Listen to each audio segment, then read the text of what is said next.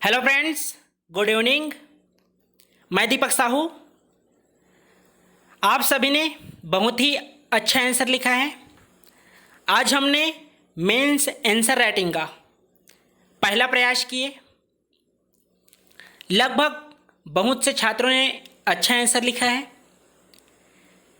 केवल एक ही क्वेश्चन का जवाब एक दो को छोड़कर कोई नहीं दे पाए हैं। तो आज हम पहला आंसर राइटिंग का मॉडल आंसर देखने जा रहे हैं। तो आप साथ ही साथ नोट्स भी बना सकते हैं। कोई कमी रह गई हो तो उसमें सुधार कर सकते हैं। आपको लगता है कि इसके अलावा और कुछ ऐड करना है तो आप कर सकते हैं। चलिए, पहला क्वेश्चन था, प्राग ऐतिहासिक काल से आप क्या समझते हैं? तो आंसर देख लीजिए। प्राग ऐतिहासिक काल। प्राग ऐतिहासिक काल मानव सभ्यता का प्रारंभिक चरण था, जिसके अध्ययन के लिए लिखित साक्ष्य का अभाव है। इस काल के संबंध में जानकारी का प्रमुख स्रोत क्या है? तो पुरातात्विक अवशेष हैं। एक बार और देख लीजिए। प्राग ऐतिहासिक काल मानव सभ्यता का प्रारंभिक चरण था, जिसके अध्ययन के लिए लिखित साक्ष्य का अभाव है। इस काल के संबंध में जानकारी का प्रमुख स्रोत पुरातात्विक अवशेष हैं, जैसे विभिन्न शैलचित्र, शिल्पलेख और गुफालेख। तो यह हुआ पहले क्वेश्चन का आंसर, प्राग ऐतिहासिक काल। दूसरा क्वेश्चन था, प्राग ऐतिहासिक काल को पाषाण काल क्यों कहते हैं? तो इसका आंसर देख लीजिए। मनुष्य जीव जंतुओं की तरह ही जंगलों, नदियों और पर्वतों के तट पर निवास करता था और अपनी आजीविका चलाने के लिए कंदमूल खोदने, इसके अलावा शिकार करने के लिए पत्थरों को नुकीले बनाकर औजारों के रूप में प्रयोग करते थे। इस कारण प्राग ऐतिहासिक काल को पाषाण काल के नाम से भी जानते हैं। लगभग सभी छात्रों ने सही लिखा है, फिर भी आप देख लेंगे। तीसरा क्वेश्चन है, प्राग ऐतिहासिक काल के विभाजन को समझाइए। तो इसका आंसर देखिए। विकास के आधार पर प्राग ऐतिहासिक काल को 4 भागों में विभाजित किया गया है। आइए देखते हैं कौन कौन से पाषाण काल हैं।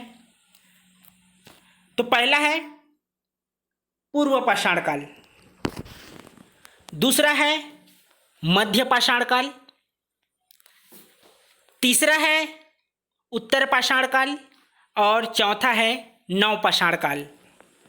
तो सबसे पहले बात करते हैं पूर्व पाषाण काल।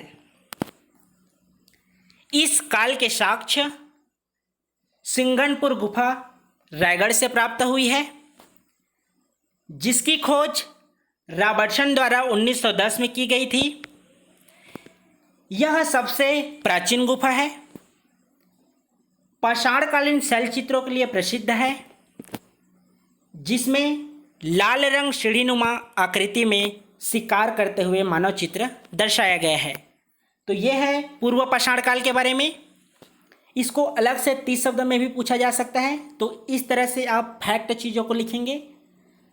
अगर आप प्री पढ़ लिए होंगे तो आप मेंस राइटिंग कर सकते हैं। अगर आप फ्रेशर बच्चे हैं तो कक्षा का वीडियो आप हमारे चैनल में जाकर देख सकते हैं, वहाँ फैक्ट चीज़ों का बात किया गया है। दूसरा है मध्य पाषाण काल।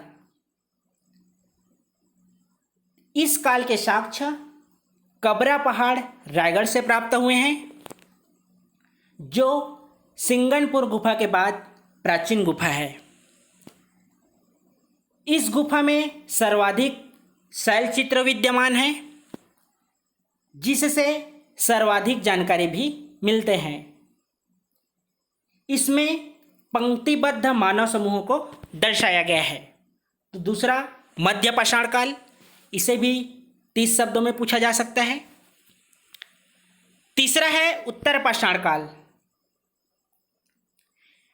इस काल के साक्ष्य धनपुर, पहले बिलासपुर क्षेत्र के अंतर्गत आता था, वर्तमान में गौरेला पेंड्रा मरवाही के अंतर्गत आता है।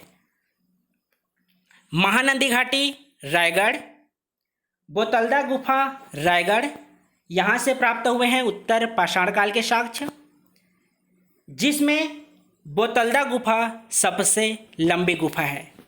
तीसरा हुआ उत्तर पाषाण काल। चौथा देखते हैं नव पाषाण काल।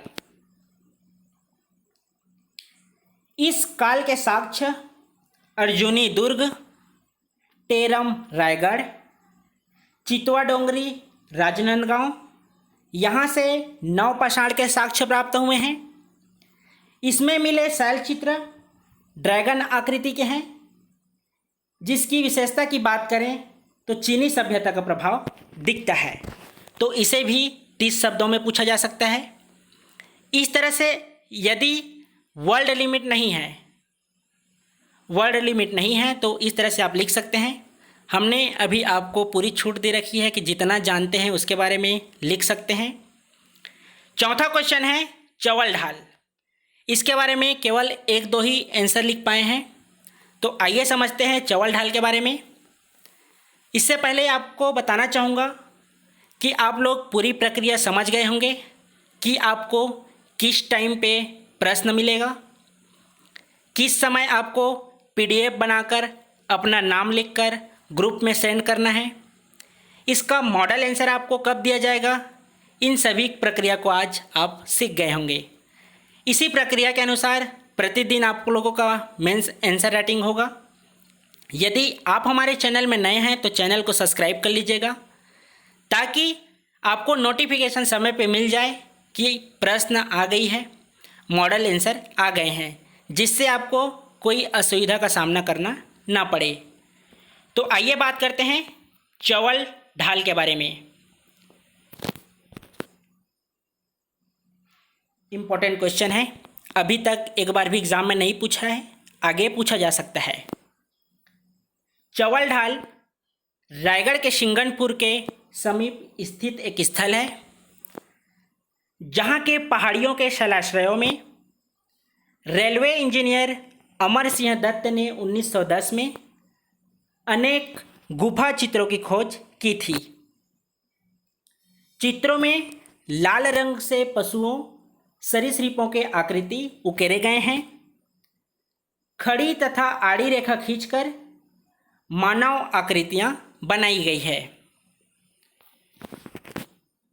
मनोरंजन घोष के द्वारा यहाँ से 5 हस्तचलित हथियार प्राप्त हुए हैं।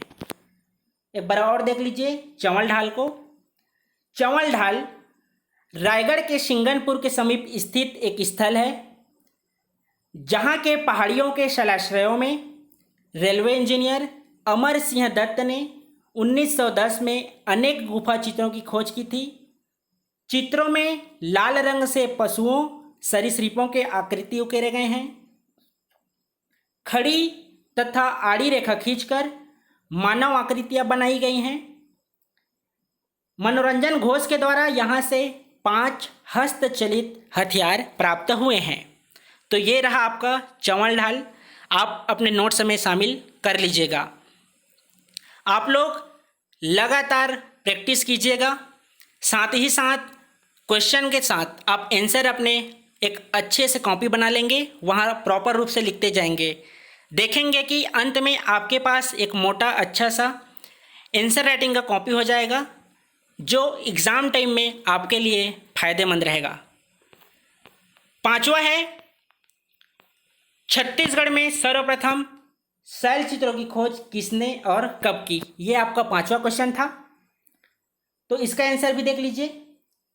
छत्तीसगढ़ के शैल चित्रों की खोज सर्वप्रथम 1910 में अंग्रेज इतिहासकार रॉबर्ट एंडरसन ने किया था। याद रखेंगे, छत्तीसगढ़ के शैल चित्रों की खोज सर्वप्रथम 1910 में अंग्रेज इतिहासकार रॉबर्ट एंडरसन ने किया था। तो ये हुआ आज का मेंस आंसर राइटिंग का 5 मॉडल आंसर। आप अपना आंसर राइटिंग में इसे अपडेट कर सकते हैं। इसके अलावा आपको लगता है कि हमारे मॉडल आंसर में आपको और कुछ ऐड करना हो तो भी आप ऐड कर सकते हैं।